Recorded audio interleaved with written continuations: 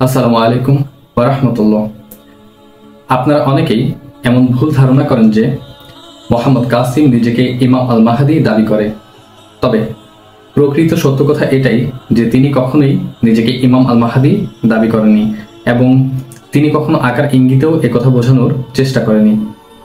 বরং মোহাম্মদ কাসিম অসংখ্য TV channel ইন্টারভিউতে এই কথা বলেছেন যে তিনি কখনোই নিজেকে ইমাম মাহদী দাবি করে না এবং তিনি কখনোই কোনোদিন নিজেকে ইমাম আল মাহদী দাবি করবে না।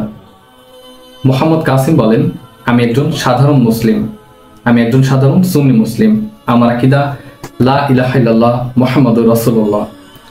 এবং মোহাম্মদ কাসিম বলেন, আমি সবসময় একজন ভালো মুসলমান হওয়ার চেষ্টা করি।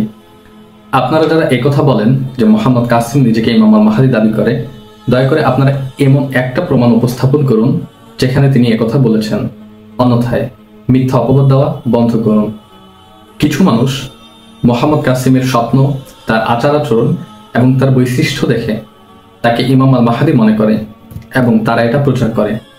কিন্তু মোহাম্মদ কাসিম সেই মানুষদেরও নিষেধ করেছেন তাকে ইমাম আল মাহদী প্রচার করতে। মোহাম্মদ কাসিম বলেন, আমি শুধু আল্লাহ তাআলার নির্দেশ পালন করি এবং এই স্বপ্নগুলো প্রচার করি। আল্লাহ তাআলা আমাকে এই স্বপ্নগুলো প্রচার করতে বলেছেন। মোহাম্মদ কাসিমের স্বপ্নে গাজওয়াতুল হিন্দ, ঈসা আলাইহিস সালাম, ইয়াজুজ মাজুজ, তৃতীয় বিশ্বযুদ্ধ সহ আরো অনেক বিষয় আল্লাহ সুবহানাহু ওয়া তাআলা মুসলিম উম্মার জন্য সতর্কবাণী রেখেছেন।